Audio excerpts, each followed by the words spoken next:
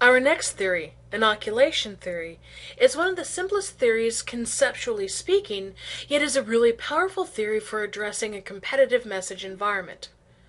Competitive message environments are those where there are likely to be messages that challenge or contradict ours. So let's begin with the simplest place to start, the medical analogy. Think about when you get an inoculation, what it is. You're being given a little dose of a disease so that if you're exposed to it in real life, your body already has the antibodies built up in order to respond and to fight off the disease. Conceptually speaking, that's simply what inoculation theory is that I give a little flavor of what the other side's argument is so that it builds up your awareness and so that it prepares you as my audience for opposition. It's about strengthening conviction. We'll get to more detail in just a moment, but let's talk about the theory's origins. There are two primary authors, folks who didn't really work together, separate fields, but really developed and contributed to the theory. The first is William McGuire. He was a social psychologist who's really known as the father of social cognition. What he was most interested in is not only persuasion, but resisting persuasion. How it is that people are able to fend off persuasive messages when they contradict what they believe and when they contradict what they're interested in. Obviously, in terms of social cognition, the notion of inoculation appeals to communication scholars because there are a lot of environments in which we see dueling messages. Just think about advertising, Coke versus Pepsi. But what about more complex things? What about messages that involve our peers telling us one thing, our parents telling us another? Inoculation theory, then, was a natural draw for communication scholars. And the primary communication scholar for inoculation theory is Michael Fow, a wonderful guy and who spent his career focusing on persuasion in the mass media. He was most interested in three very different applications, but if you Google search him, you see how much work he contributed to inoculation theory. Because where he saw this applying most were to politics, health communication, and marketing. These contexts make a lot of sense given that this is a message, anti-message kind of environment.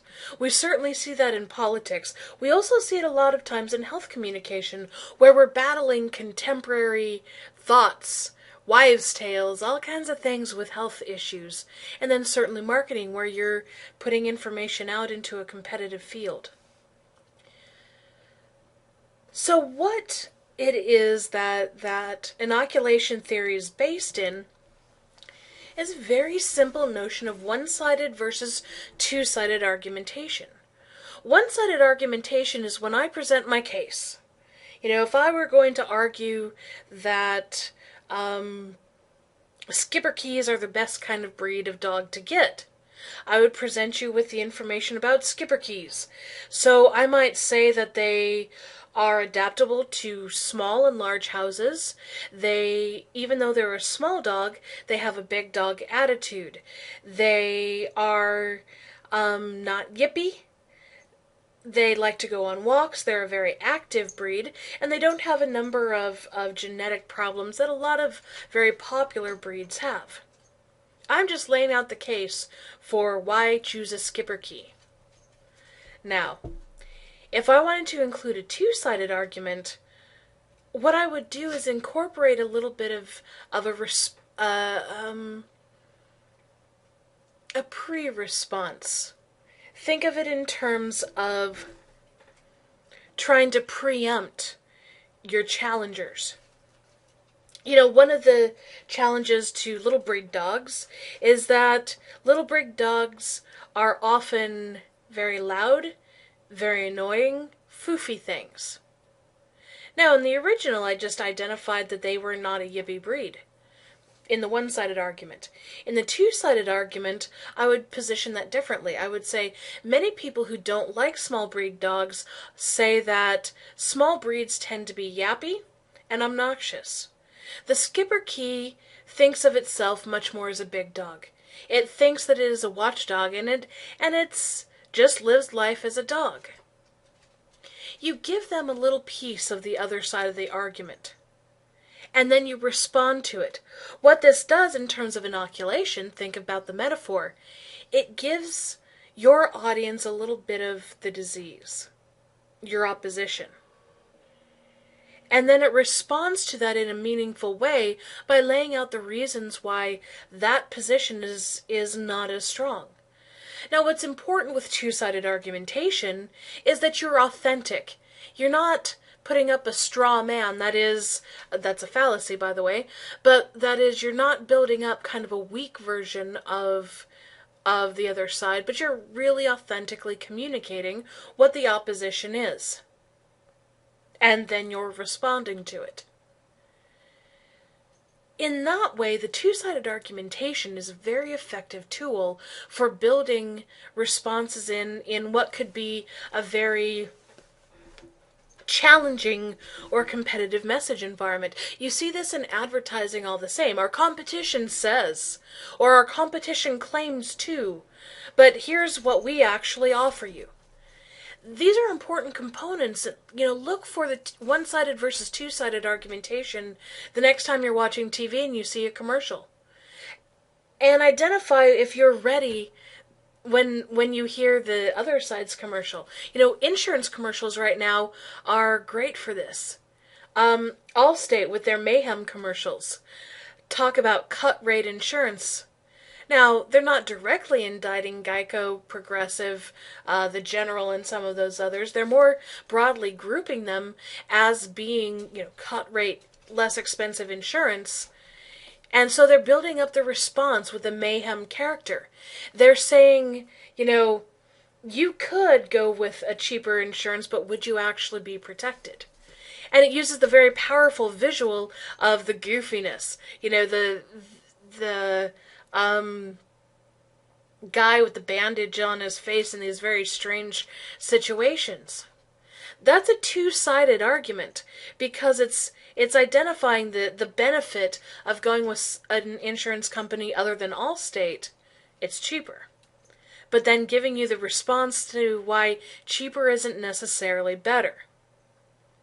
So, understanding that the core of the theory is looking at two-sided argumentation and assuming that there is going to be a competitive message environment, especially when we're dealing with issues of politics, of the media, of health issues, marketing, advertising, you can expect that there is going to be someone to oppose you.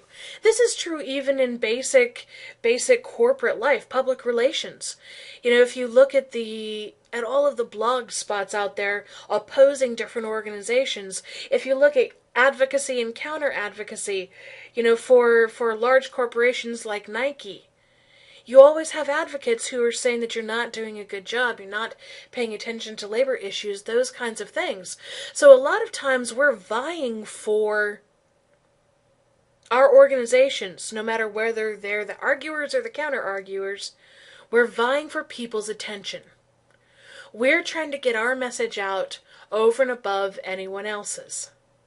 So thinking about, that inoculation theory is one that is especially suited to these types of environments, where you have folks who are sitting in opposition to you, or you might be sitting in opposition of them. So let's take a closer look to understand inoculation. The core assumption with inoculation theory is that you want to prevent persuasion. So you want to strengthen the pre-existing beliefs, attitudes, and opinions of your audience. You want them to keep doing whatever it is that they're doing. So inoculation is not a theory about attitude change, but it is a theory that is meant to help keep people from doing particular behaviors. So there are a couple of key components. One is that they use a threat to motivate us to protect our attitudes and beliefs. Threat is an important motivator.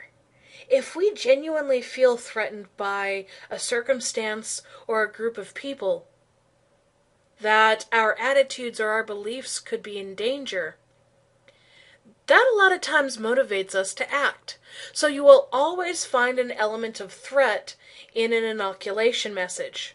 That there is a risk if we listen to the other side. Think about the Allstate commercial. Go with the cut rate insurance, and you may not have coverage when you need it. A second component is a refutational preemption. All that means is that we arm the audience with the means to respond to the threat when confronted with it.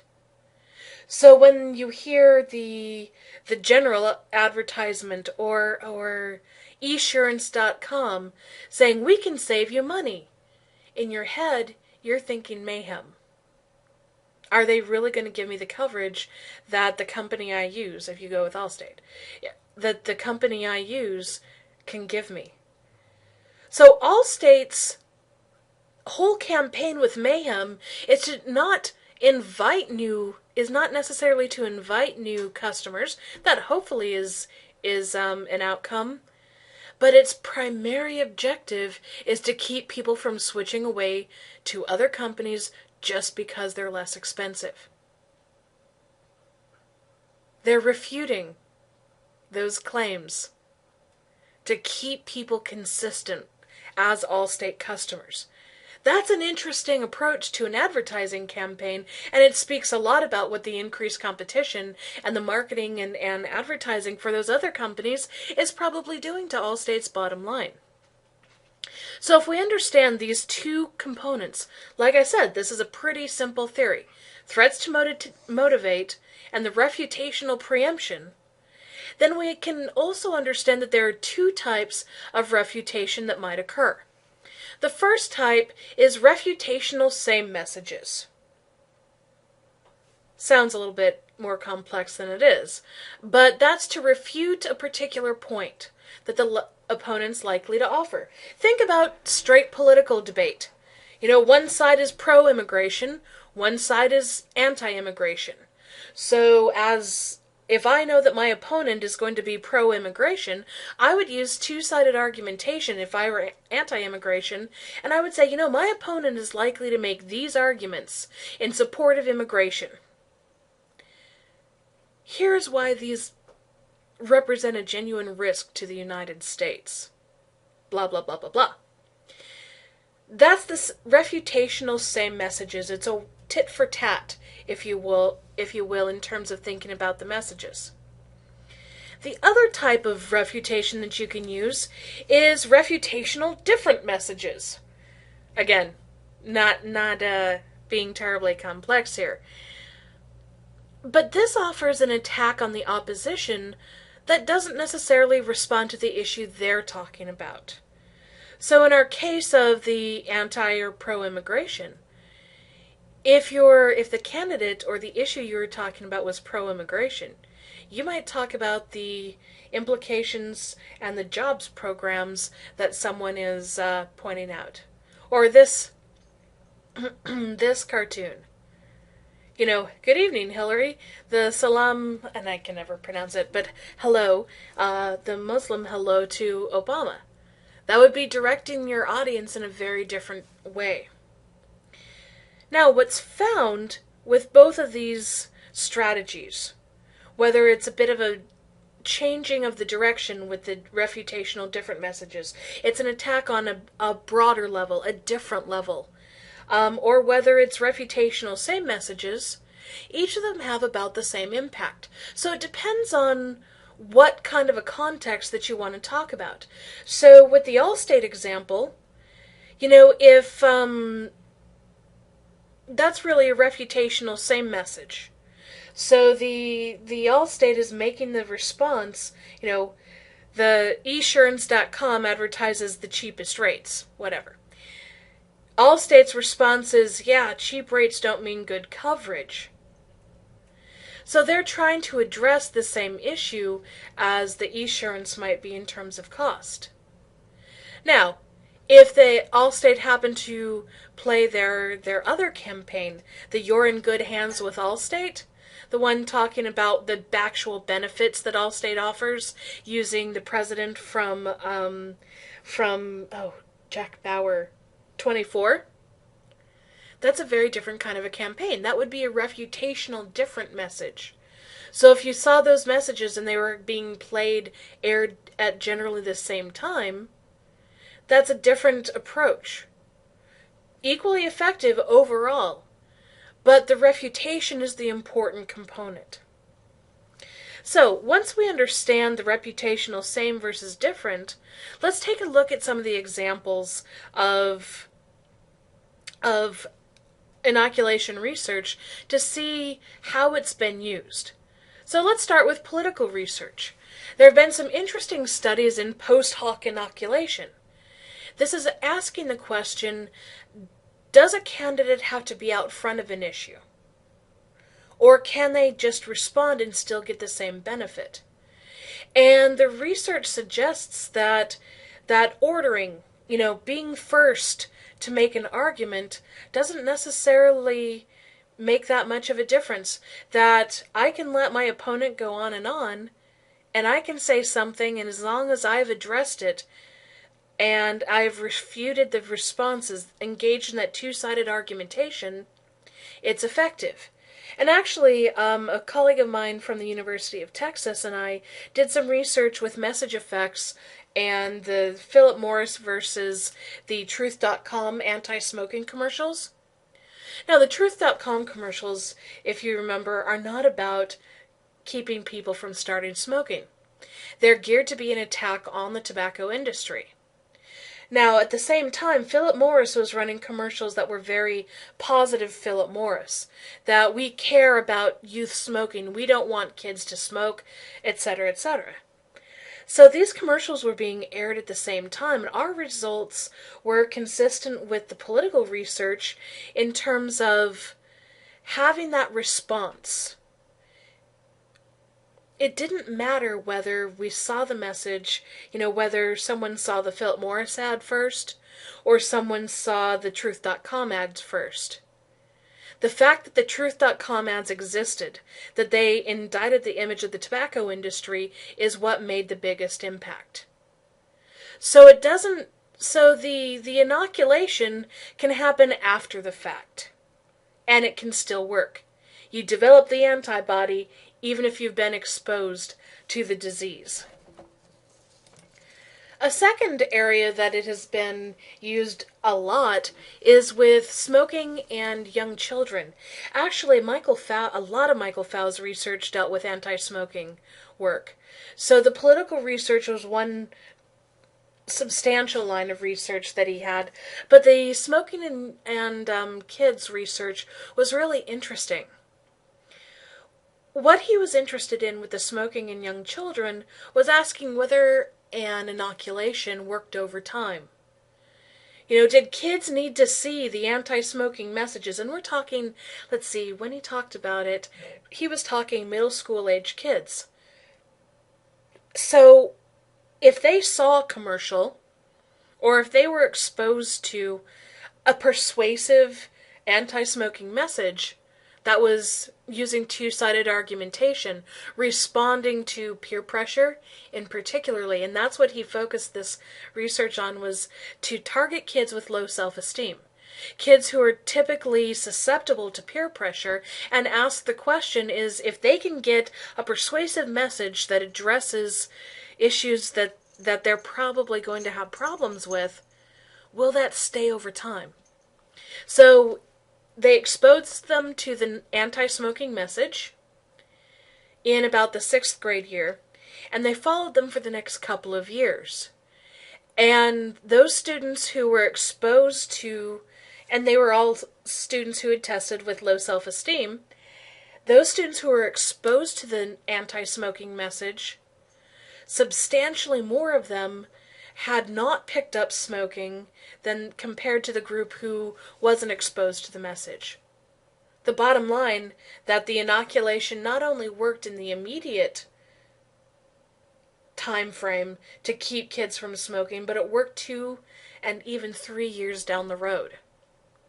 So inoculation with behaviors like smoking, when you reach out to kids at the right time, you can actually have really good effects, not only in helping them to not pick up bad behaviors, but that it can be persistent. You don't have to keep inundating them with messages and beating them about the head with the message.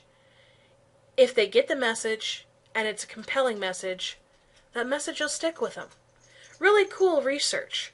And then a final bit of research applies to marketing. Fao also did some research on looking at how to protect students from acquiring credit card debt.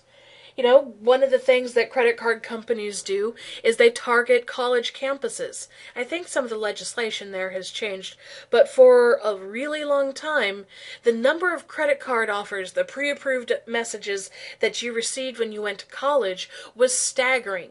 You could end up with, all of a sudden, 5 or 6 credit cards, and you're a student. What means do you have to pay? So what all the economics research was finding was that all these students are crippling themselves with credit card debt, and they can't get out of it. They can't pay for it. It negatively affects their credit. They graduate from college, and they can't even get a car, get a house, even rent an apartment. So campaigns designed to educate students about the risks of credit, bad uses of credit, to preemptively deter them from taking credit card offers, things like that. This was another application, was the anti-marketing, really trying to keep students from being susceptible to credit card marketing. And the research found that the effective message did its trick. When we educated students about credit card debt, we properly brought in the threats and the fears that they could, the outcomes that might result, they were less likely to not only get a lot of different credit cards, but to use credit more effectively. That's a great outcome. So across the board, really from politics to health campaigns, and even advertising and counter-advertising, what we find is that the inoculation effect, using two-sided argumentation, is really a nice preventative. It's a great way to strengthen people's resolve by creating a risk and identifying that if people change their behavior, if they take up bad behaviors, you have a genuine risk of something negative happening. Now, part of this is obviously the ethics of it, but inoculation theory is so wonderfully simple. You know, two-sided argumentation, something that was talked about by Aristotle. But that it can be such a powerful motivator in a competitive message environment. That's what's interesting about inoculation theory, and the context that it's most appropriate in. All right, that's it for now. Have a good one, folks.